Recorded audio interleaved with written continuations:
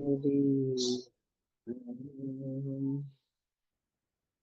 बुद्धायानम् नमो लोके सवसाहुनम्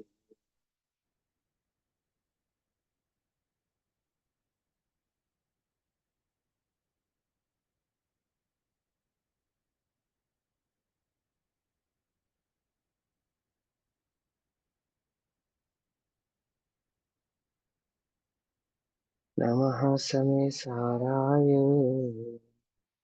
स्वानुभूत्या चिकासते चित्स्वभावाय भावाय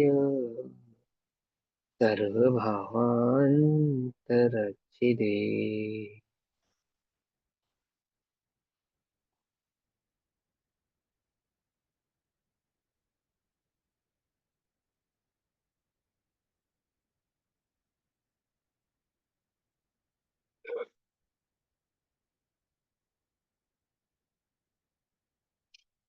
हमारी दोपहर कक्षा का विषय चल रहा है श्री समय सारजी ग्रंथ। श्री समय सारजी का स्वाध्याय सभी आचार्य अमरचंद्र देव द्वारा रचित आत्मख्याति टीका के माध्यम से कर रहे हैं। आत्मख्याति टीका समय सार परिशिष्ट, पेज नंबर 615, कलश नंबर 264, 264। आत्मा को ज्ञान मात्र कहते हुए पहले आत्मा के में स्याद्वाद भाव की सिद्धि की, फिर उसके अनेकांत भाव को समझाते हुए उसमें अनंत गुणात्मक भाव की सिद्धि की। उस अनंत गुणात्मक भाव की सिद्धि करने के पश्चात अब आचार्य देव 264 नंबर के कलश में कहते हैं कि इत्यादि अनेक शक्तियों से युक्त आत्मा है, तथापि ज्ञान मात्रता को नहीं छोड़ता। एक ज्ञान मात्र स्वभाव वाला ही वह रहता है। इस अर्थ का कलश रूप काव्य कहते हैं। ठीक है ना। अब ज्ञान मात्र कहने पर कोई समझे कि ज्ञान कोई एक भाव जैसा है, भाव अर्थात एक स्वरूप है, मतलब कोई द्रव्य नहीं है। एक ज्ञान एक भाव है, कल्पना है, या एक एक परिणाम मात्र है। तो समझाते हैं कि वो ज्ञान एक परिणाम मात्र नहीं है, ज्ञान अपने आप में पूरा एक द्रव्य है। हम उस जिस द्रव्य को हम आत्मा कह रहे हैं ना, वो ज्ञान ही नाम है उसका, ज्ञान नाम का पूरा एक द्रव्य है वो, है ना। जो कि अनंत गुणात्मक असंख्यात प्रदेशी एक भगवान आत्मा के स्वरूप में विराजमान है। ठीक। उसका स्वरूप यहाँ पे समझाते हैं। जैसे लोक में कोई कहता है कि ज्ञान ज्योति स्वरूप है, तो कहते हैं ज्योति स्वरूप जैसा कुछ नहीं है, पूरा एक द्रव्य है वो, और ज्ञान मात्र भी है ना। और जो 47 शक्तियां कही, वो 47 शक्तियां किस आधार से कही? कि जिस आधार से आत्मा के द्रव्य गुण पर्याय की सिद्धि करते हैं। काल द्रव्य क्षेत्र काल और भाव की अपेक्षा से आत्मा के द्रव्य गुण पर्याय स्वभाव की जो हम सिद्धि करते हैं, वह बेसिकली इन 47 शक्तियों में आत्मा के द्रव्य गुण पर्याय और द्रव्य क्षेत्र काल भाव की अपेक्षा से सिद्ध किया है। बस, और कुछ नहीं, कोई बहुत विशेष बात नहीं कही। लेकिन विशेषता क्या है इसके अंदर? विशेषता यह है कि वो ज्ञान मात्र नहीं, अनंत गुणात्मक है। और जिससे जिन भी धाराओं से हम आत्मा की सिद्धि करते हैं, आत्मा के स्वरूप की सिद्धि करते हैं, बेसिकली वो आत्मा के अनंत गुण ही है और कुछ नहीं है। समझिए बात। ठीक। तो अब उस भाव को कि ज्ञान मात्र कहते हैं, कलश नंबर 264 में, एक 264 तरीके नंबर से के कलश राइट में। हो रहा है मुझे। मतलब जैसे हाँ इसमें ये बोलो। लिखा कि ज्ञान मात्रता को नहीं छोड़ता, पर छोड़ता तो वो किसी भी शक्ति को नहीं है। हाँ, लेकिन ज्ञान मात्रता को नहीं छोड़ता, ये इसलिए कहा जा रहा है कि जब भी पहचान में आएगा, अनुभव में आएगा, जाना जाएगा, उस ज्ञान मात्रता से ही जाना जाएगा, उसको नहीं छोड़ता। ऐसा जैसे अनंत अन्य शक्तियां हैं, छोड़ता तो उनको भी नहीं है, लेकिन उनसे आप पकड़ तो नहीं सकते उसको, उसको समझ तो नहीं सकते। लेकिन ज्ञान मात्रता को अगर आपने पकड़ लिया, तो वो उस ज्ञान में अनंत शक्ति है, तो आपो आप ही वो अनंत गुणात्मक जो आत्मा द्रव्य है, वो उस भाव से कभी अलग नहीं होता। जैसे जैसे केवल ज्ञान है, सर्वदर्शिता है, उसको तो छोड़ दिया ना, छोड़ दिया इन सेंस वो तो प्रकट नहीं है ना। सुख गुण है, वो तो प्रकट नहीं है ना। लेकिन जो ज्ञान मात्र भाव है, वो सदैव प्रकट रहता है, उसको कभी नहीं छोड़ता।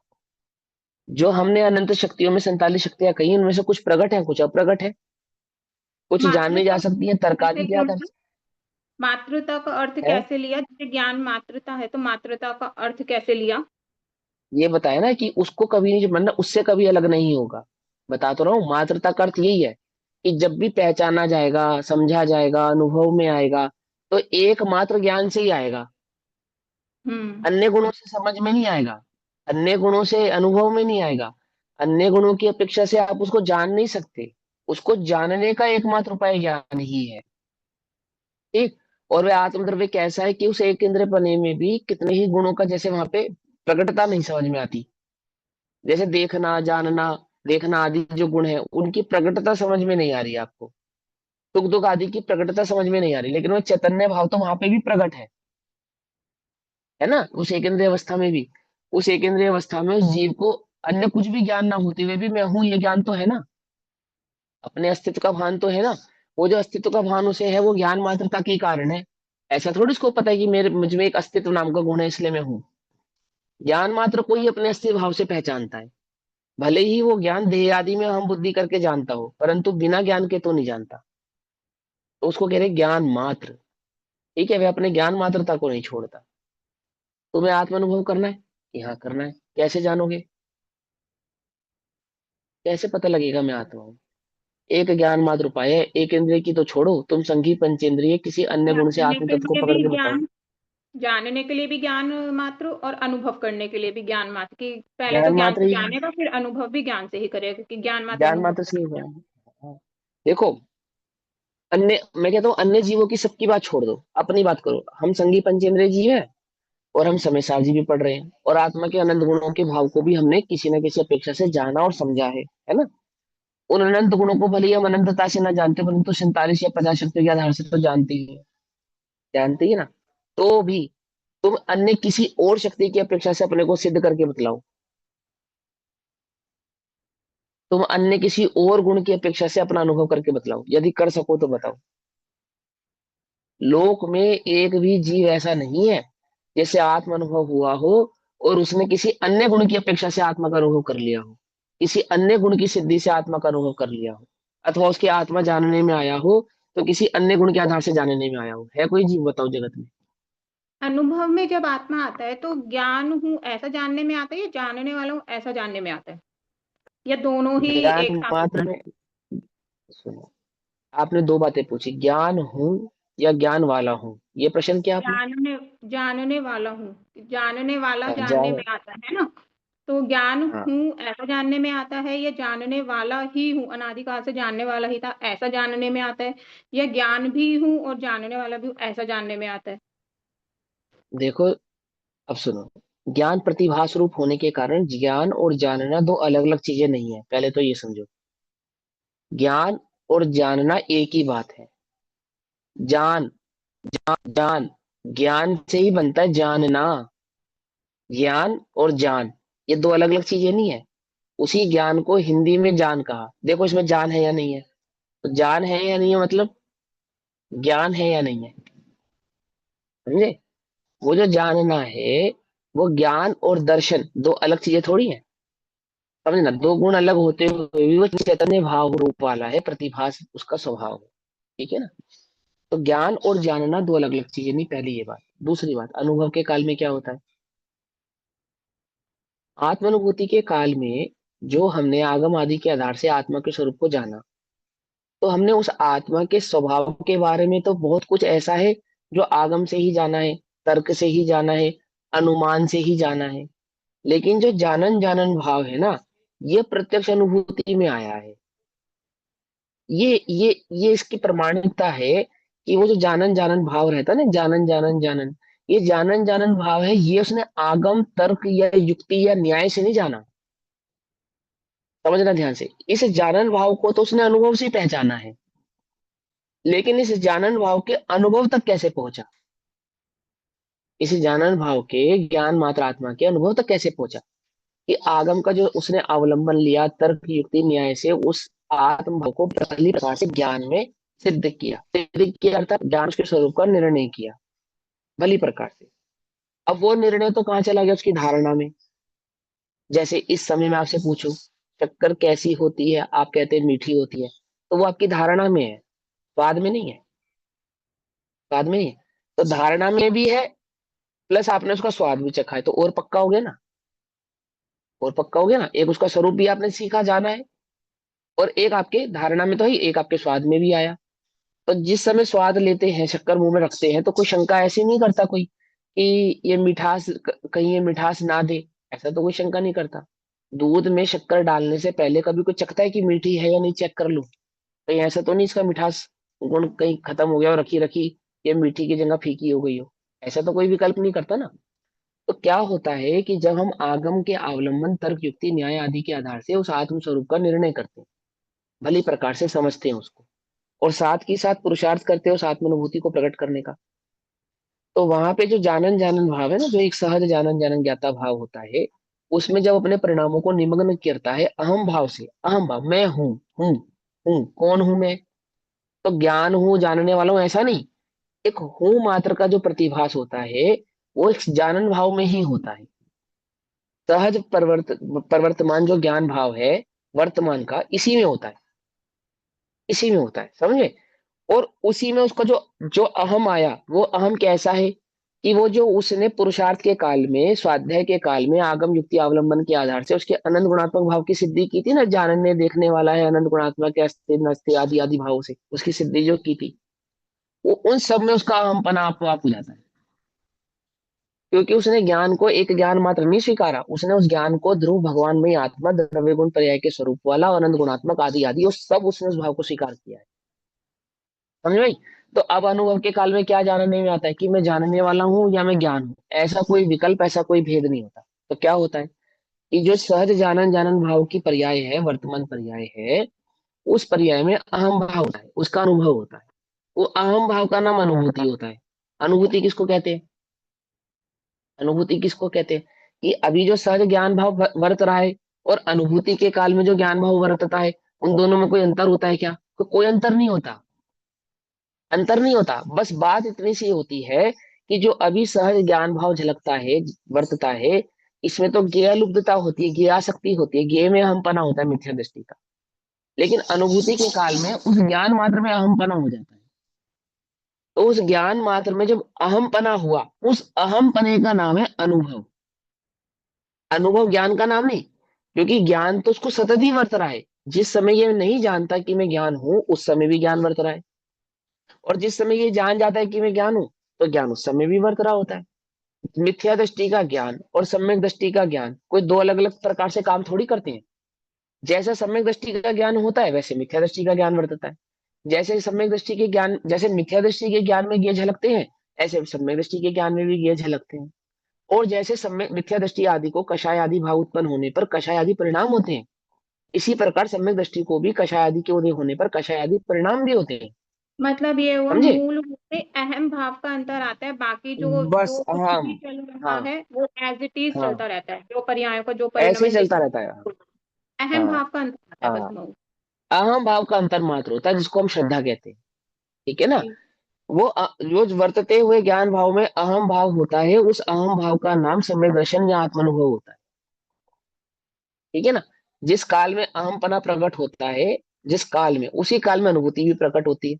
दोनों एक ही होते हैं। अब अनुभव से बाहर आ गया, अब अहम नहीं है, अहम तब भी रहता है, अहम तब भी रहता है। ठीक। अब लेकिन ये वो जो अहम प्रथम धारणा में अहम चल भाव, रहा है, ये अब ये अहम अहम धारणा धारणा में चला जाता है। हाँ, ये अहम भाव धारणा में चला जाता है।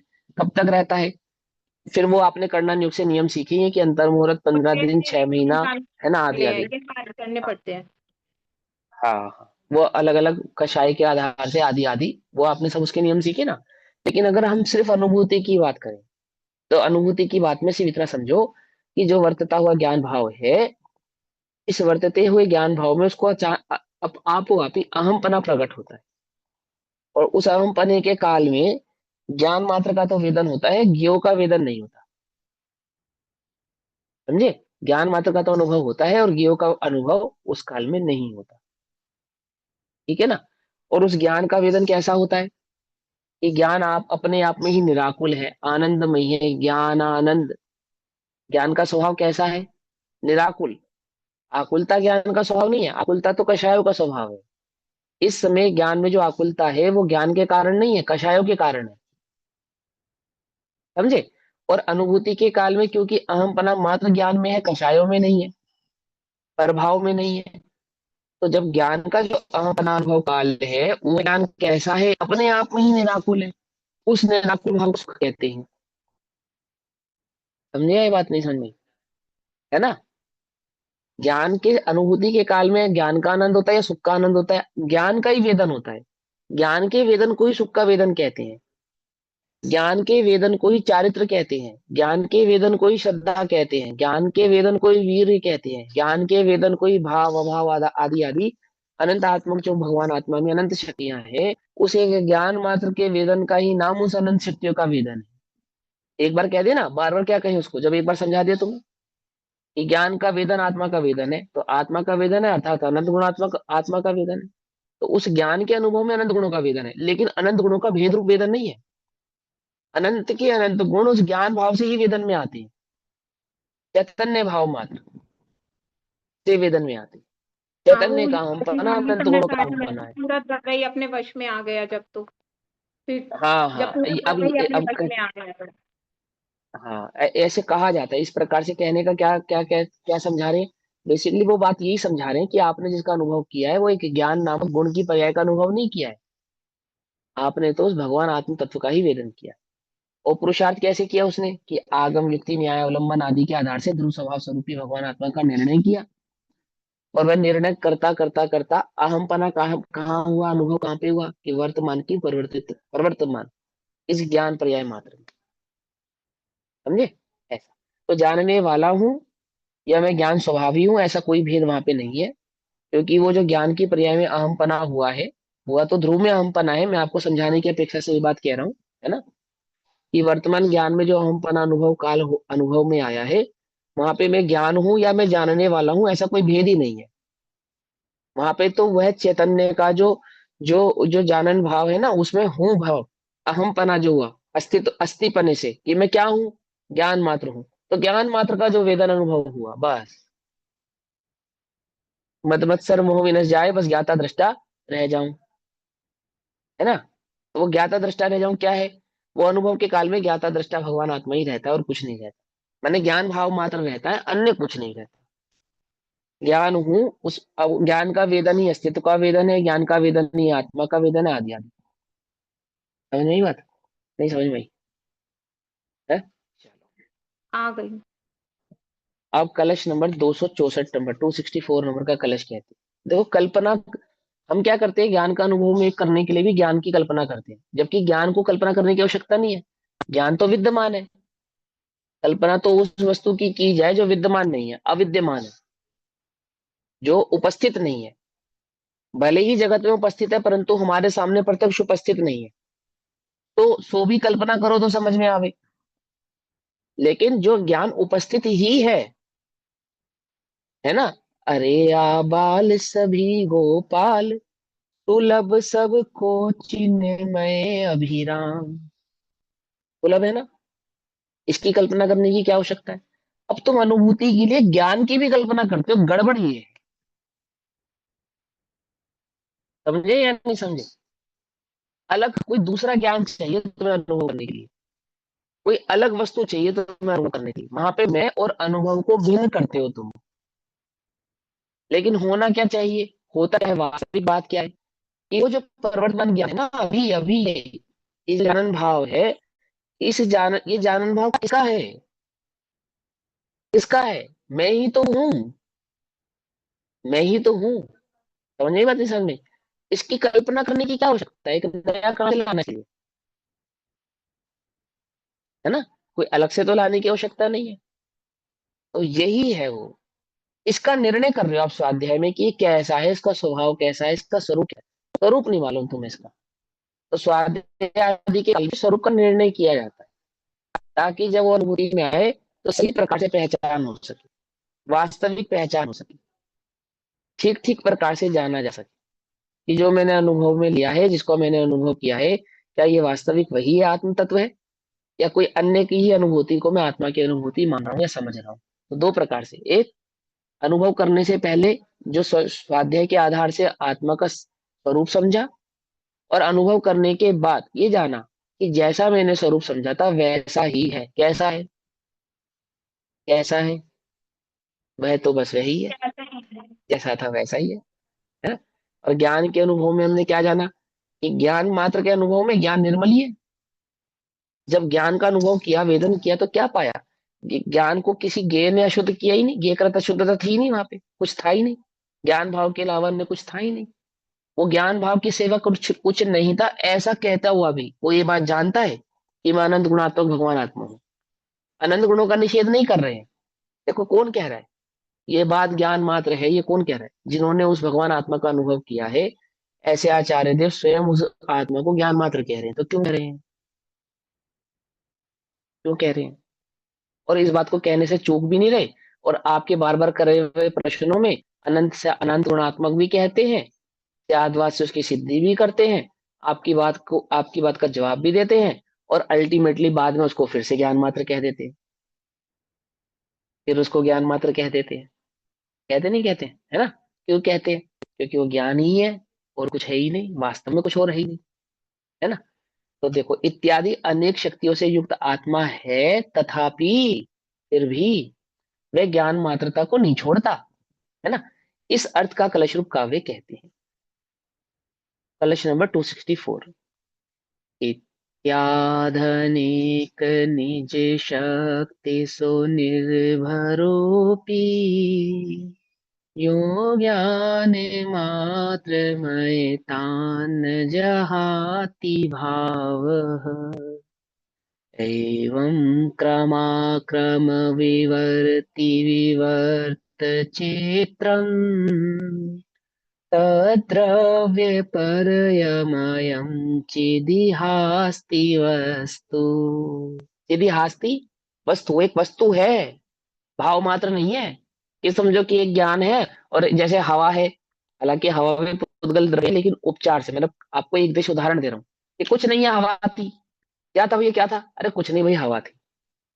ऐसा नहीं है कि क्या है वो, कुछ नहीं, ज्ञान ही है, कुछ नहीं, ऐसा नहीं। अनंत गुणात्मक एक द्रव्य है, अस्तिकाय है, अनंत प्रदेशों वाला है, असंख्यात प्रदेशों वाला है, एक वस्तु है, एक द्रव्य है, कोई अकल्पना या कोई भाव मात्र नहीं है। ये हवा जैसा। आई बात समझ में, है ना? तो क्या कहते हैं देखो, इत्यादि अनेक निज शक्ति सुर सुनिर्भर अपि ही। इत्यादि, इत्यादि माने जो पीछे कही 47 शक्तियां हैं। 47 नहीं कही है, कितनी कही है, कितनी कही है? अनंत। अनंत। अनंत। अनंत। हाँ, अनंत। ठीक है ना? इत्यादि, तो इत्यादि, ये जो हमने 47 शक्तियों के नमूने से आपको अनंतता का भाव समझाया है ना? इत्यादि अनेक निज शक्तियों से भली भांति परिपूर्ण होने पर भी, परिपूर्ण होने पर भी, लबालब होने पर भी, इतनी शक्तियां उसमें होने पर भी, ऐसा होने पर भी, अनंत गुणात्मक होने पर भी, क्या ऐसा है, जो भाव ज्ञान मात्रता को नहीं छोड़ता, एक ज्ञान मात्र भाव वाला ही है। क्योंकि वो मुख्य है। शक्कर में कितने लक्षण है? अनेकों लक्षण होने पर भी मिठास को नहीं छोड़ता, है ना? अनेकों लक्षण है उसके अंदर, अनेकों लक्षण होने पर भी पहचान ही मिठास से जाती है। ऐसे अनेक गुणात्मक होने पर भी जाना ज्ञान से ही जाता है, अनुभव ज्ञान में ही होता है। समझे? ऐसा। तो वह जय ज्ञान मात्रता को नहीं छोड़ता। ऐसा वह है, एवं क्रम अक्रम विवर्ती विवर्त चित्रम, अर्थात पूर्वोक्त प्रकार से, यानी पहले जो हमने समझाया है उसका स्वरूप क्या समझाया, कि क्रम रूप और अक्रम रूप से वर्तमान विवर्त से। इस लाइन को बड़े ध्यान से समझो, इस कलश की। देखो क्या कहते हैं, हमने जो तुमको वस्तु स्वरूप समझाया, आत्मा का स्वभाव समझाया, उसके अनंत गुणात्मक भाव को समझाया। वह अनंत गुणात्मक भाव होने पर भी कैसा है, कि वह अपने ज्ञान मात्र भाव को नहीं छोड़ता। एक बात तो समझ में आ गई हमको। अब अगले लाइन में क्या कहते हैं आचार्य देव हमसे, कि पूर्वोक्त प्रकार से क्रम रूप और अक्रम रूप से, यानी कि गुणात्मक और पर्यायात्मक भाव वाला होने पर, ठीक, क्रम रूप यानी कि पर्यायात्मक, और अक्रम रूप से यानी कि गुणात्मक, ऐसा वर्तमान, किसका वर्तमान? आचार्यों का वर्तमान, जब वो लिख रहे थे, या अभी हम पढ़ रहे हैं ये वर्तमान, समझे? वर्तमान, वर्तमान अभी, है ना? विवर्त से, यानी कि प्रवृत्ति से, परिणमन से, अभी अभी जो ज्ञान, अभी इसी समय जो परिवर्तन हो रहा है, परिणमन हो रहा है, वर्तमान परिणमन से। वर्तमान में कैसा परिणमन हो रहा है? क्रम रूप और अक्रम रूप से परिणमित होता हुआ, अर्थात अनंत गुणात्मक, अनंत पर्यात्मक भाव, अनंत शक्तियों वाला भगवान आत्मा ज्ञान मात्र से जो प्रवृत्ति कर रहा है, अभी, अभी कर रहा है या नहीं कर रहा है? बोलो, कौन जान रहा है? समझे? देह नहीं, ज्ञान मात्र भगवान आत्मा जो जान रहा है। समझे? वर्तमान विवर्त से, अर्थात रूपांतर से, परिणमन से। रूपांतर माने वो परिणमन भाव, रूपांतर यानी कि परिणमन भाव। ठीक। देखो, जिनको नींद आती हो तो दोपहर का तो समय है ही, थोड़ा सा पानी पियो, थोड़ा सा आंखें धोकर फिर आके बैठो कक्षा में। ठीक। सुनो ध्यान से। हाँ, रूपांतर से, परिणमन से। रूपांतर और परिणमन दो अलग अलग चीजें नहीं है। और रूपांतर का अर्थ ये मत निकाल लेना कि आत्मा रूप बदल रहा है। रूपांतर का मतलब पर्याय का परिणमन, निरंतर होने वाला जो पर्याय का परिणमन है उसको कहते हैं। अनेक प्रकार का, अनेक प्रकार का कैसे हो रहा है? अनंत गुणों का अनंत परिणमन, अनेक प्रकार का, ऐसा। प्रत्येक गुण का परिणमन हो रहा है ना, उसको अनेक प्रकार का कहा। द्रव्य पर्यायमयम, द्रव्य पर्यायमय, है ना? वो कैसा है? द्रव्य और पर्याय। तो द्रव्य और गुण कोई अलग अलग नहीं है, एक ही है ना, इसलिए वहां पे द्रव्य पर्याय कहकर द्रव्य गुण पर्याय तीनों एक ही बात हो गई, है ना? चैतन्य, कैसा? ज्ञान दर्शन चैतन्य भाव मात्र, चैतन्य अर्थात ऐसा वह चैतन्य भाव आत्मा इस लोक में वस्तु है। वो चैतन्य भाव वाला आत्मा एक वस्तु है। कैसा है वो वस्तु? कि जो अभी वर्तमान में प्रवृत्ति कर रहा है, परिणमन रूप से है, उपस्थित है, अनंत गुणात्मक है। उस अनंत गुणों की अनंत पर्याय है। वह असंख्यात प्रदेशी भगवान आत्मा कोई भाव नहीं है, कोई कल्पना नहीं है, कोई हवा जैसा नहीं है, कोई स्वप्न नहीं है, एक वस्तु है। एक वस्तु है जो अभी विद्यमान है और जो अन्य वस्तुओं की तरह ही क्रम क्रम रूप भाव से परिणमित हो रही है, रूपांतरित हो रही है। कब? अभी, इसी समय, वर्तमान में। पकड़ में बात, कोई कल्पना नहीं है, ऐसा कह रहे। भावार्थ, वो यह समझ सकता है कि आत्मा को ज्ञान मात्र कहा है, इसलिए वह एक स्वरूप ही होगा। एक स्वरूप ही होगा मतलब कोई कल्पना होगी, कोई हवा जैसा होगा, कोई ज्ञान एक गुण होगा, ऐसा। बोले ऐसा नहीं, किंतु ऐसा नहीं है। ऐसा मत समझो कि वो ज्योति स्वरूप है, आदि आदि आदि, ऐसा नहीं। ऐसा नहीं। क्या है? पानी की एक बूंद है तो एक बूंद है, क्या है बूंद? वो कह रहे बूंद नहीं है, अपने आप में संपूर्ण कंप्लीट एक द्रव्य है, ऐसा। ऐसा, ठीक है ना? किंतु ऐसा नहीं है, वस्तु का स्वरूप द्रव्य पर्यायमय है, यानी कि उत्पाद व ध्रुव युक्त है। जब हम कहते हैं वस्तु का स्वरूप द्रव्य पर्यायमय है, तो उसका अर्थ होता है उत्पाद व ध्रुव युक्त, है ना? चैतन्य भी वस्तु है। वो जो चैतन्य भाव है, जो ज्ञान मात्र से ही जानने में आ रहा है, ज्ञान मात्र से ही जाना जाता है, जो इस मिथ्या दृष्टि जीव को, या इस सूक्ष्म वाले जीव को, या जिसको आत्मा का प्रत्यक्ष जानने की कला नहीं है, ऐसा केवल ज्ञान नहीं है उसको, इस एक ज्ञान मात्र से ही जाना जा सकता है, इस एक ज्ञान मात्र से ही अनुभव में आ सकता है, इस एक ज्ञान मात्र से ही उसकी सिद्धि की जा सकती है, अन्य तो किसी भाव से उसकी सिद्धि नहीं की जा सकती। समझे ना? तो वह कैसा है? वह चैतन्य अर्थात आत्मा, चैतन्य भी वस्तु है, द्रव्य पर्याय में है। वह चैतन्य अर्थात आत्मा अनंत शक्तियों से परिपूर्ण है और क्रम रूप तथा अक्रम रूप अनेक प्रकार के परिणामों के विकारों से, विकारों से मतलब, विकार का अर्थ क्या समझाया था? पहले भी समझाया था, अभी द्रव्य गुण पर्याय के स्वरूप को समझाते समय। विशेष विकार कार्य, किसको कहते हैं? विशेष कार्य। हाँ, विशेष कार्य अर्थात पर्याय, बस। विकार का मतलब होता है पर्याय। विकार का मतलब राग द्वेष नहीं है यहाँ पे। विकार का मतलब यहाँ पे पर्याय है। ठीक, तो क्या कहते हैं कि अक्रम रूप अनेक प्रकार के परिणामों के विकारों की, यानी कि परिणमन रूप जो पर्याय भाव है, प्रत्येक गुण का जो अपना एक परिणमन है, समूह रूप, अनंत गुणों का समूह रूप अनेकाकार होता है। फिर भी अनेकाकार होता है, फिर भी मतलब अनेकाकार होता है मतलब, माने अनंत गुणों का अनंत परिणमन होता है। कोई एक ही गुण का परिणमन हो रहा है ऐसा नहीं, मात्र एक गुण का ही परिणमन हो रहा है ऐसा नहीं। भले ही तुम्हारे जानने में ज्ञान के सिवा अन्य गुण नहीं आ रहे, तो अन्य का परिणमन नहीं हो रहा, अन्य का परिणमन हो रहा है। अनंत गुण है, अनंत गुण अनंत गुणों भाव से अपने आप को परिणमित कर रहे हैं। ऐसा होने पर भी क्या हो रहा है? फिर भी ज्ञान को, जो कि असाधारण भाव है, उसे नहीं छोड़ता। अर्थात ज्ञान से ही प्रकट है, ज्ञान से ही जाना जाता है, ज्ञान से ही उसकी सिद्धि होती है, ज्ञान को नहीं छोड़ता। कर समझ में आई बात? जैसे शक्कर कभी कभी पीली पड़ जाती है, पुरानी हो जाती है तो पीली पड़ जाती है, क्या नहीं छोड़ती? मिठास नहीं छोड़ती।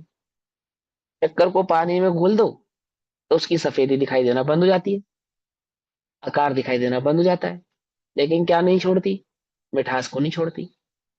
शक्कर को लड्डू में, मिठाई में, अन्य अन्य वस्तु में मिला दो, तो उस अन्य वस्तु में हो जाती है, परंतु क्या नहीं छोड़ती? अपने मिठास भाव को नहीं छोड़ती, है ना। आमुक पदार्थ में, आमुक मिठाई में, दूध में, पानी में शक्कर है या नहीं, कैसे पहचानोगे? सफेदी से? आकार से? बोलो, सुगंध से? तो क्या सफेदी, आकार और सुगंध वस्तु के गुण नहीं है? शक्कर के गुण नहीं है? है। तो फिर उससे क्यों नहीं पहचाना? एक मिठास भाव को जो नहीं छोड़ती। हो सकता है कि तुम शक्कर को जगत में आकार से ना पहचान पाओ, हो सकता है तुम शक्कर को कहीं पे मिठा सफेदी से ना पहचान पाओ, हो सकता है उस शक्कर को तुम वजन से ना पहचान पाओ, लेकिन मिठास वो कहाँ छुपाओगे? बोलो, मिर्च में मिला दी जाए, मिर्च में शक्कर, तो स्वाद आएगा या नहीं आएगा? किसका? शक्कर का या मिर्च का? कि मिर्च में पड़ी हुई उस शक्कर का स्वाद, क्यों? उसने अपने मिठास भाव को नहीं छोड़ती, है ना। आकार भाव को छोड़ दिया, छोड़ दिया इन सेंस उल्टा मत पकड़ना, छोड़ती नहीं है, छोड़ दिया इन सेंस कि भले ही वो आकार से जानने में नहीं आ रही, सफेद भाव को छोड़ दिया अर्थात वहां से जानने में नहीं आ रही, वजन आदि भाव को छोड़ दिया, सुगंध आदि भाव को छोड़ दिया, नहीं जानने में आ रही, लेकिन मिठास को तो नहीं छोड़ती। छोड़ती है या नहीं छोड़ती है? ऐसे ही वो अनंत गुणात्मक आत्मा अनंत गुणों से भले जानने में ना आए, लेकिन ज्ञान भाव को तो कभी नहीं छोड़ता। और जब हम ज्ञान की सिद्धि करते हो, तो अनंत गुणों की सिद्धि तो आपो आप हो जाती है, क्योंकि जो ज्ञान है वो अकेला नहीं है, वो एक वस्तु है, एक द्रव्य है, अनंत गुणात्मक है, क्रम अक्रम रूप से परिणमन रूप है, विद्यमान है, प्रवर्तमान है। आई बस समझ में? तो क्या क्या कहते हैं? असाधारण भाव है, उसे नहीं छोड़ता। ठीक। उसकी समस्त अवस्थाएं परिणाम पर्याय ज्ञानमय ही है। क्या लिखा अंतिम लाइन? उसकी किसकी? उसकी किसकी है? ये जो ज्ञान भाव वर्त रहा है ना, इसकी समस्त अवस्थाएं, सारी अवस्थाएं, कौन सी समस्त अवस्थाएं? दर्शन ज्ञान चारित सुख वीर्य आदि भाव वाली जितनी भी अवस्थाएं इस आत्मा की है, एक इंद्रिय, दो इंद्रिय, तीन इंद्रिय, चार इंद्रिय, पांच इंद्रिय, संज्ञा संगी पर्याय जितनी भी है, मोक्ष मुक्त मुक्ति संसारी, चार गति रूप, अन्य अन्य जो भी अवस्थाएं तुम इस आत्मा की कहते हो, है ना, चाहे उसके निज भाव से कहते हो, चाहे प्रभाव से कहते हो, चाहे स्वभाव भाव की कहते हो, चाहे विकारी भाव की कहते हो, ठीक, चाहे उसको निश्चयात्मक भाव से कहते हो, चाहे उसको व्यवहारात्मक भाव से कहते हो, उपचार से कहते हो, तो भी वह सभी की सभी, बोलो, मुर्दे को तो कोई जीव नहीं कहता, कोई नहीं कहता जगत में, समझे? तो क्या कहते हैं? नहीं छोड़ती उसकी समस्त अवस्थाएं, उस ज्ञान भाव भगवान आत्मा की समस्त अवस्थाएं, उस अनंत गुणात्मक उस द्रव्य की चैतन्य की समस्त अवस्थाएं, परिणाम पर्याय, परिणाम और पर्याय, परिणाम, परिणाम माने, परिणाम माने, पर्याय, परिणाम माने स्वभाव, अरे नहीं भैया, पर्याय गुण, लिख दिया अलग से। हाँ, गुण, गुण, गुण, उसकी उसके उस अवस्थाएं, परिणाम, परिणाम कहने का तात्पर्य वो जो, वो जिस किस परिणाम वाला है, उसका जो परिणाम है ना, जो उसका अस्तित्व है, उस द्रव्य का जो अस्तित्व है, परिणाम भाव, और उन भावों की समस्त अवस्थाएं, पर्याय कैसी है? जानन भाव, ज्ञानमयी जानन ही भाव। है। हाँ, ज्ञानमयी है, बस और कुछ नहीं है। वह अनंत गुण कैसे है? ज्ञानमयी ही है, अनंत गुण है, भिन्न है, परिणमन रूप है, अलग अलग है, पर कैसे है? ज्ञानमयी है। शक्कर है, बोलो, जब तुम शक्कर को घोला दूध में, दूध तो चलो पानी में घोला, तो शक्कर के आकार का क्या हुआ? छोड़ दिया आकार शक्कर ने या नहीं छोड़ा? बोलो, कहाँ गया शक्कर का आकार? कहाँ गया? आकार था शक्कर में या नहीं था? मिठास है रूपी ना। हो गया। तो प्रभाव, हाँ, कहाँ गया? आकार था या नहीं था? पहले सवाल तो ये था, तो कहाँ गया? मिठास रूपी हो कहाँ गया? गया। सफेदी थी तो कहाँ गई? वजन था मिठास उसका, वो रूपी हो कहाँ गया गया? इसका, मिठास रूपी। सुगंधी थी, चिकनाहट थी, सब कहाँ चली गई? अरे वो सब मिठास में हो गई, क्योंकि मिठास ही शक्कर है। अब वो कहीं गए नहीं है, वो मिठास में ही डाइल्यूटेड है। वही मौजूद है, कहीं बाहर नहीं हाँ है, ठीक है, लेकिन जब तुम उसको मिठास पहचानोगे को कैसे? चीनी को इवेपोरेट करेंगे तो वो फिर उसमें आ जाएगा, फॉर्म में आ जाएगा। वो तो सब उदाहरण है, शक्कर के कहाँ इवापोरेशन में पहुंच के उसको निकाल रहे हो, इस ज्ञान भाव को निकालो। समझे या नहीं समझे? उदाहरण में जाते देते ना, तो उदाहरण में मत फंसो। दृष्टांत से दृष्टांत की ओर जाओ, बस वहां झुको, बार बार वहां झुको। दृष्टांत में तो गलती हो भी सकती है, लेकिन उस दृष्टांत से जिस दृष्टांत को समझा रहे हैं ना, उसमें कोई चूक नहीं है। समझे नहीं समझे? दृष्टांत में तो गड़बड़ भी हो सकती है, उसमें क्या है। लेकिन वो दृष्टांत जो भगवान आत्मा है, उसमें कोई चूक नहीं है, वो अचूक है। समझे तो नहीं? ये भी कह उसका स्वरूप सकते हैं ना बिल्कुल ऐसा कि ही है। जो विभूता शक्ति है, वही वाली बात आ जाएगी ना यहाँ पर। हाँ, विभूत जो भाव अभी है ना, कि अनंत गुणों को विभूति लिए को हुए है, आदि आदि है, हाँ ठीक है, वो कह सकते हैं, व्यापकता लेकिन है। वो ज्ञान की ही विभूति है। हाँ, ज्ञान में ही सब कुछ वहां पे समाहित है, जैसे शक्कर की मिठास में ही शक्कर के समस्त भाव समाहित हैं। समस्त, जो तुमको शक्कर की फॉर्म में नजर आ रहे थे, और वो दूध और पानी में जाने के बाद नजर नहीं आ रहे हैं, वो सारे के सारे भाव उस मिठास में ही समाहित हैं। ऐसे, समझे? जब केवल ज्ञान आदि प्रकट करने पे वो जो अनंत गुण आदि तुम्हारे जानने में आएंगे प्रत्यक्ष, तो अनंत गुण अभी अभी कहाँ है? इस सहज ज्ञान भाव मात्र में ही समाहित है। समझे? ये प्रवर्तमान ज्ञान मात्र में ही समाहित है। ऐसा, ठीक। इस अनेक स्वरूप अनेकांतमय वस्तु को जो जानते हैं, कौन? जो इस अनेक स्वरूप अर्थात अनेक पर्याय, और अनेकांतमय अनंत, अनंत गुणों वाली, अनेक गुणों वाली वस्तु को जो जानते हैं, यानी कि द्रव्य पर्याय भाव वाली इस वस्तु को जो जानते हैं, श्रद्धा करते हैं, अनुभव करते हैं, वे ज्ञान स्वरूप होते हैं।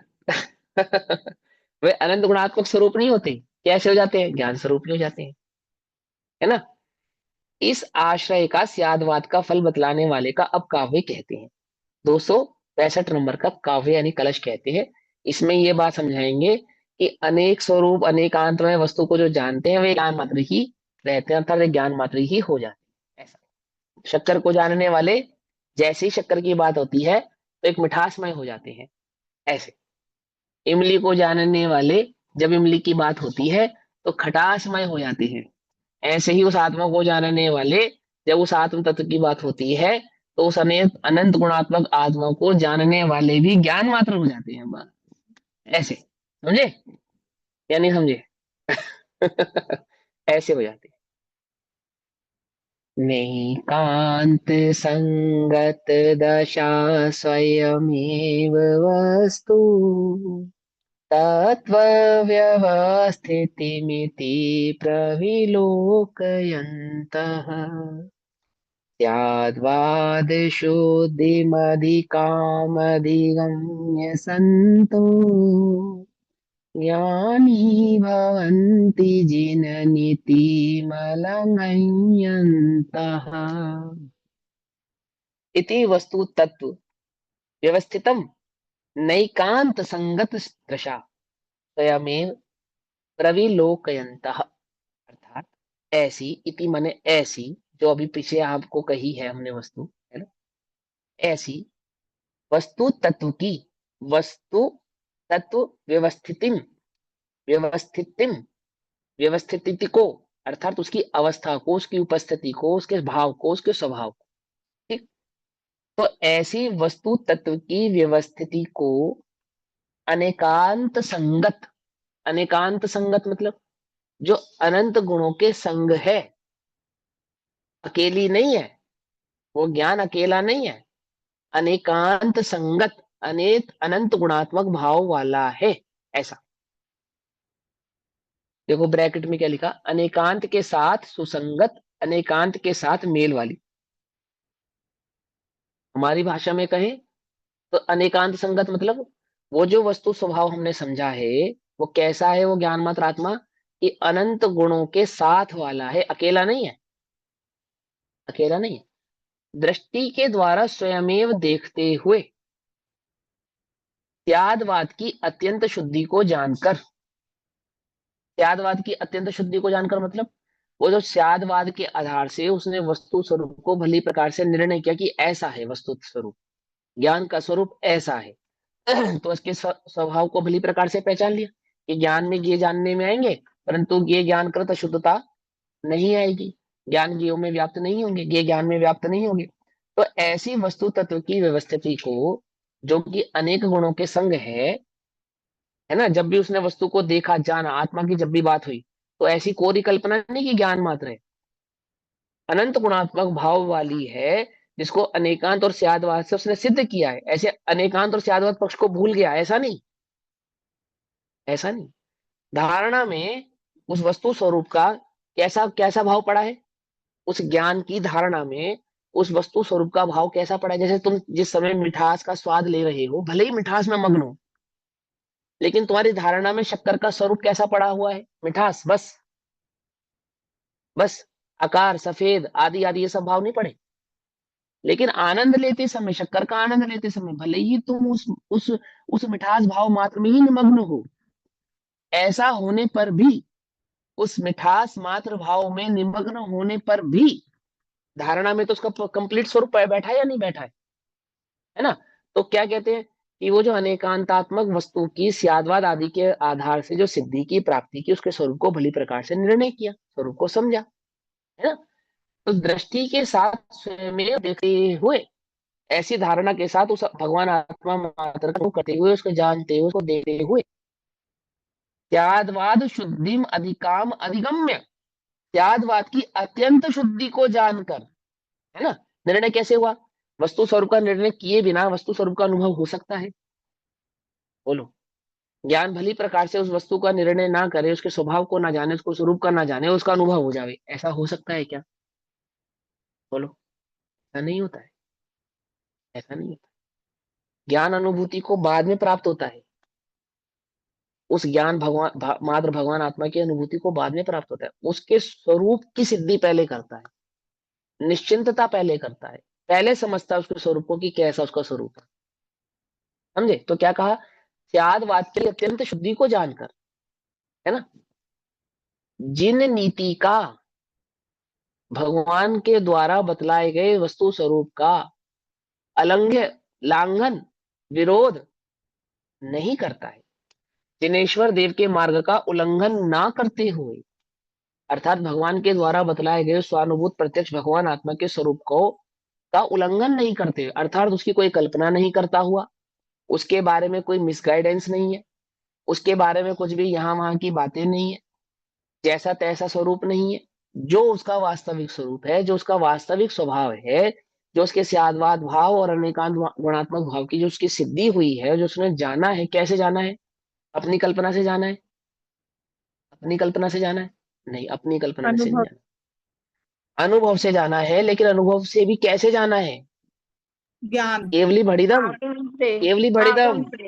हाँ केवली भड़िदम, है ना। आचार्यों ने सबसे पहले कहा ना, मैं कौन से भगवान आत्मा की बात तुमको बतलाने वाला हूँ, जिसका स्वरूप मैंने केवलियों के माध्यम से, गणधरों के माध्यम से, आचार्य परंपरा आदि के आधार से अपने गुरुओं से जाना, और फिर मैंने उसका अनुभव किया, और अनुभव करके क्या जाना मैंने, कि वो जो द्रव्य श्रुत है ना, द्रव्य श्रुत, उसको भाव श्रुत में प्रकट किया, यानी अनुभूति में प्रकट किया, है ना।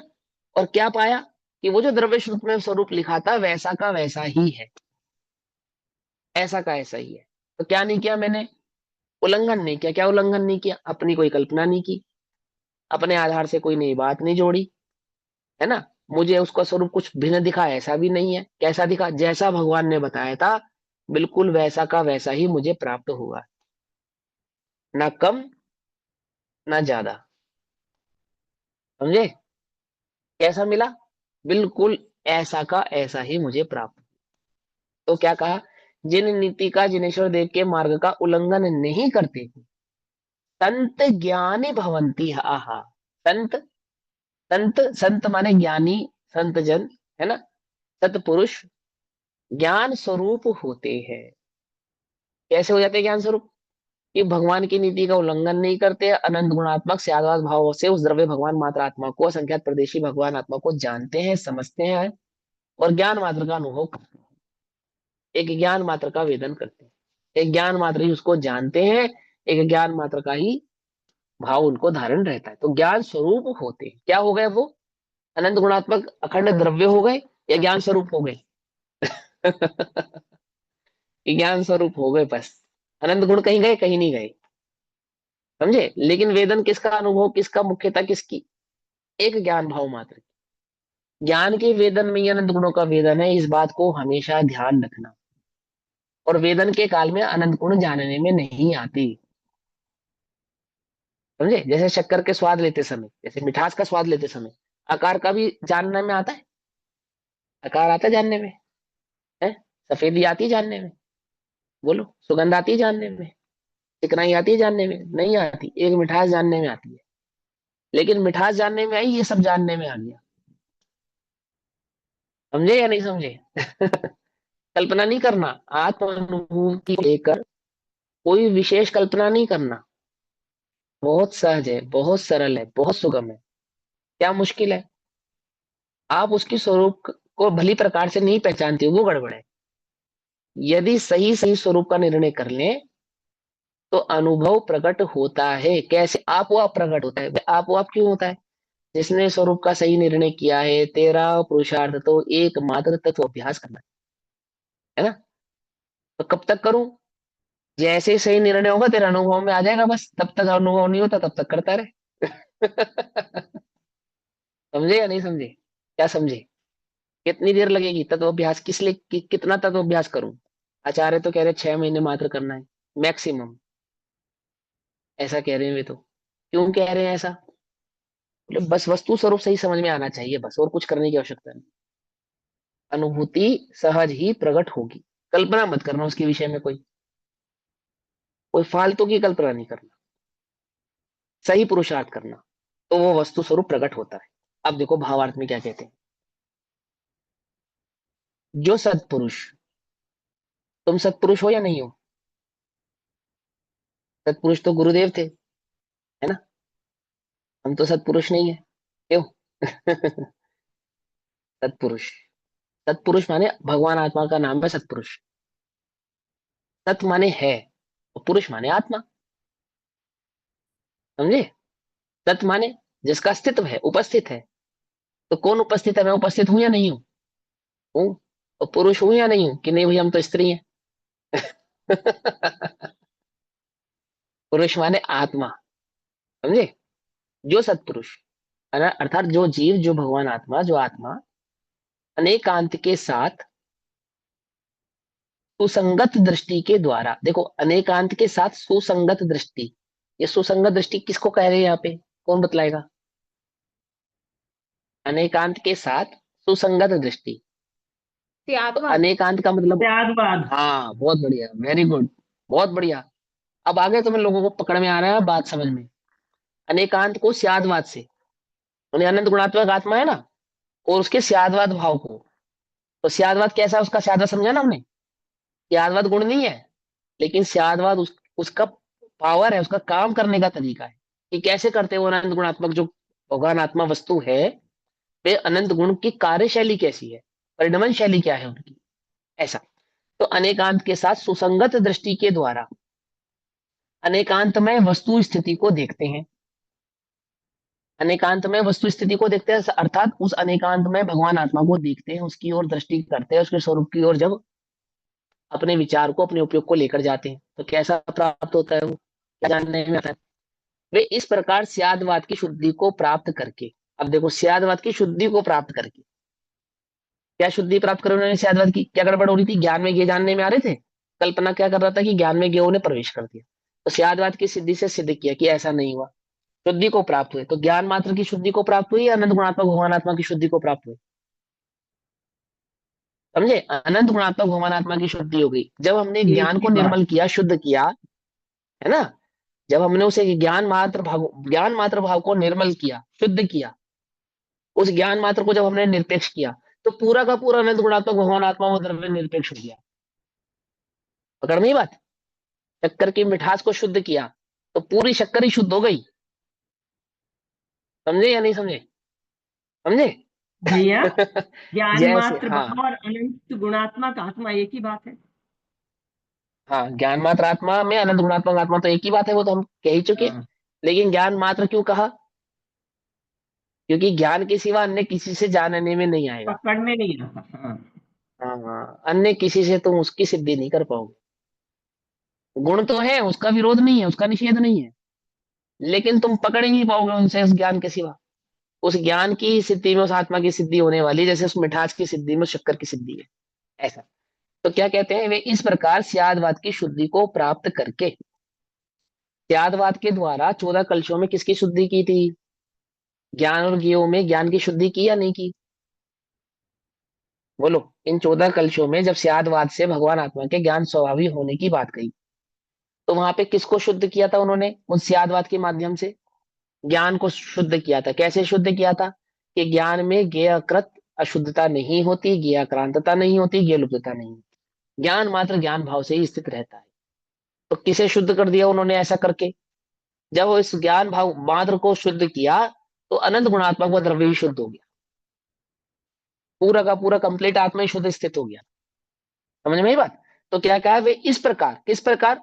जो सत्पुरुष, जो सज्जन पुरुष, जो ज्ञानी पुरुष, हलुकर्मी आत्मा, जीवात्मा अनेकांत के साथ, अनंत गुणात्मक उस भगवान आत्मा के साथ सुख संगत दृष्टि के द्वारा, सही सही दृष्टि के द्वारा उस अनेकांत में वस्तु स्थिति को देखते हैं, अर्थात स्यादवाद की दृष्टि से उस वस्तु को देखते हैं। देखते हैं तो कैसी दिखाई देती है? एक अनेक दिखाई देती है, नहीं दिखाई देती? बोलो।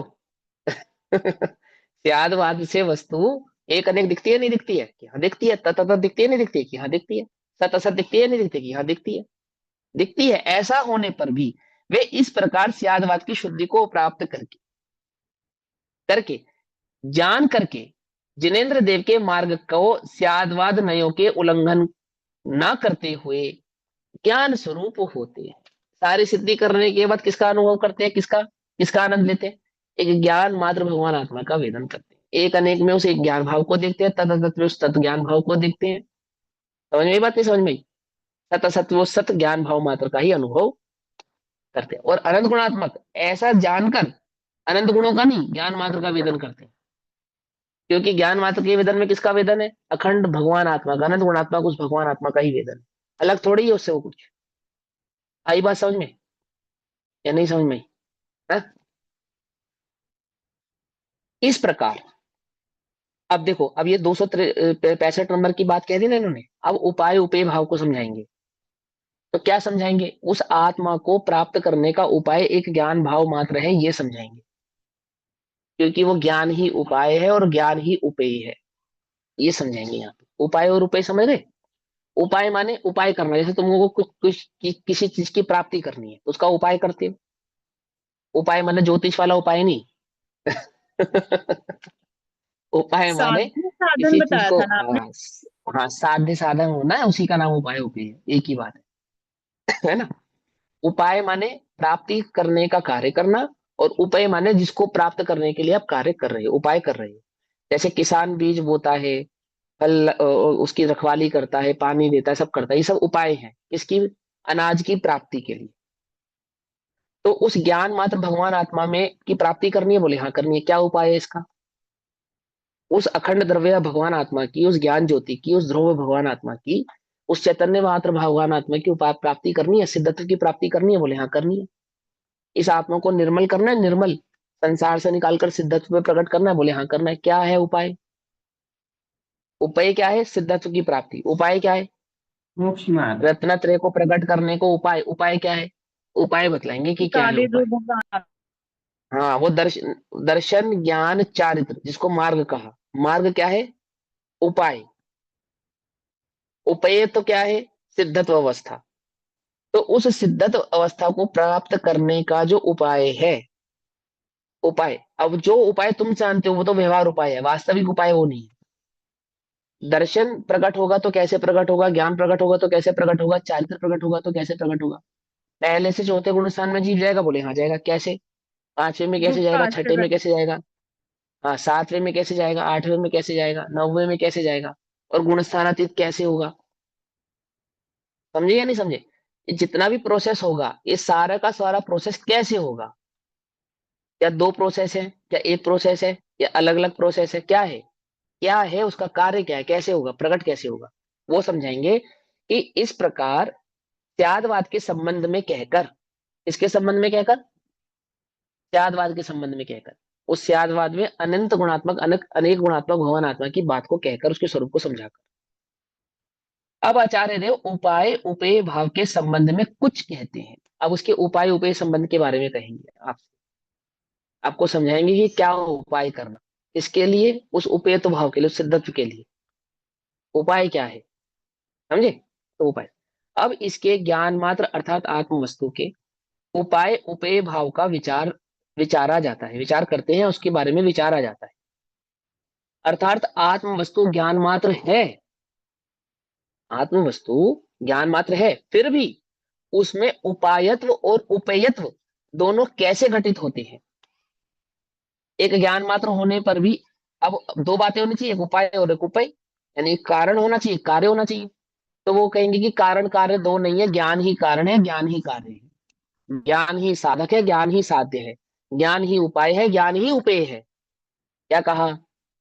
समझ लो सभी लोग ध्यान से, जिन्होंने उस ज्ञान मात्र भगवान आत्मा के बारे में कोई खोटी कल्पना की है। क्या खोटी कल्पना की है?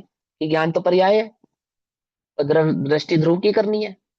तो ध्रुव कैसा है, जानने वाला है या नहीं जानने वाला है? समझे या नहीं समझे? समझ में आई बात? कैसा है वो ध्रुव? ऐसा है अपरिणामी, परिणामी होता हुआ भी वो अपरिणामी ध्रुव भगवान आत्मा कैसा है? उसमें ज्ञान का परिणमन है या नहीं है? तो क्या आएंगे यहाँ पे समझाएंगे इस बात को कि एक ही उपाय है, एक ही उपाय है। ठीक, बहुत अनेक प्रकार के ना उपाय हैं और अनेक प्रकार के उपाय भी नहीं। देखो, ज्ञान मात्र होता हुआ भी आत्म वस्तु ज्ञान मात्र है, एक ज्ञान मात्र है। तो अब वो उपाय क्या करें उसके, उस ज्ञान मात्र भगवान आत्मा को प्राप्त करने का? बोले जो ज्ञान मात्र है ना, वही उपाय है और वही उपेय है। हमने तुमको किसकी सिद्धि करी? ज्ञान मात्र की सिद्धि करी। निश्चिंत हो गए तुम? हाँ, हम ज्ञान मात्र से सेटिस्फाई हो गए। अब क्या करें? बोले ये ज्ञान ही उपाय है और ज्ञान ही उपेय है।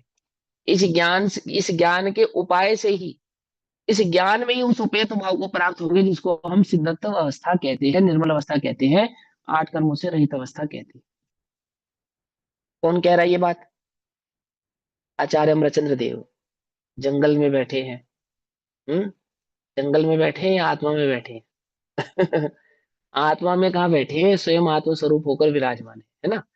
और उस आत्मा, आत्मा के अनुभव के द्वारा उस आत्म वस्तु को प्रकट करके उस सिद्धत्व के अधिकारी हमें ये समझा रहे हैं कि भैया तुझे सिद्धत्व की प्राप्ति करनी है तो उसका क्या उपाय है? कि प्रभु हम भी आपके समक्ष नगन होके जंगल में आ गए। बोले ये उपाय नहीं है, उल्टा नहीं पकड़ना, विपरीत भाव ग्रहण नहीं करना। हाँ, ऐसा नहीं कि हमने भी 28 मूल गुण आदि धारण कर लिए, 22 परिचय सह रहे, बोले ये उपाय नहीं है तो जाऊं मैं वापस? कि जाना कहीं नहीं है, वास्तविक उपाय समझना है ना। ये सब होगा या नहीं होगा? चौथा पांचवा छठा सातवां गुण स्थान होंगे या नहीं? सब होंगे, लेकिन सबका उपाय क्या है? व्यवहार रत्नत्रय होगा या नहीं होगा? होगा। निश्चय रत्नत्रय होंगे या नहीं होंगे? होंगे। उपाय क्या है? कि व्यवहार रत्नत्रय का उपाय अलग और निश्चय रत्नत्रय का उपाय अलग, ऐसा है क्या? बोले नहीं, इसको शादवाद नहीं कहते। क्या? निश्चय रत्नत्रय अलग और व्यवहार रत्नत्रय अलग, इसको नहीं कहते। एक ही उपाय है, चाहे वे निश्चयात्मक रत्नत्रय प्रकट हो और उस निश्चयात्मक रत्नत्रय में गर्भित, बोलो व्यवहार में निश्चय गर्भित नहीं, निश्चय आत्मक रत्नत्रय में गर्भित जो व्यवहार रत्नत्रय प्रकट होंगे, उन व्यवहार रत्नत्रय का वही उपाय वह एक ही है, दो नहीं है। मोक्ष मार्ग दो है या एक है? एक है, पर रूपड़ा दो है। तुमने दो पर रूपड़ा सुनकर उपाय भी दो कर लिए। ये कहते हैं कि आत्म वस्तु ज्ञान मात्र है, फिर भी उसमें उपायत और उपेयत दोनों कैसे घटित होते हैं, इसका विचार किया जाता है। ठीक, अब ये आचार्य देव की भाषा में, आचार्य अमरचंद्र देव अपने शब्दों में कह रहे हैं इस बात को, जो अब हम पढ़ने वाले हैं। क्या कहते हैं? आत्म वस्तु को, वस्तु कह रहे हैं मतलब, वस्तु कह रहे हैं मतलब वो असंख्यात प्रदेशी अनंत गुणात्मक एक द्रव्य है।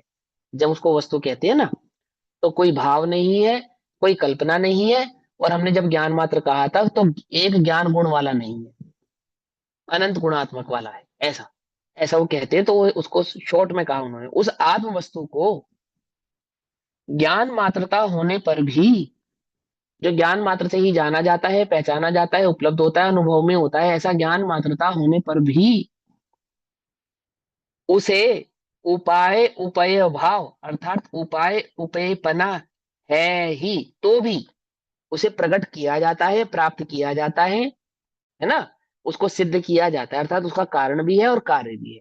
ज्ञान मात्र होने पर भी उसमें कारण भी है और कार्य भी है, उपाय भी है और उपाय भी है, साधक भी है और साध्य भी है। आ गई बात समझ में? ज्ञान मात्र होने पर भी उपाय भी है और उपाय भी है। ऐसा। अब आगे की चर्चा कल करेंगे, अभी समय हुआ, तब तक के लिए सभी को जय जिनेन्द्र। ओम नमः सिद्धेभ्यः। निज निधि निज में बताई, जहाँ अनंत पुकार, उसके लिए जिनवानी माँ को वंदना शत नमो हरि।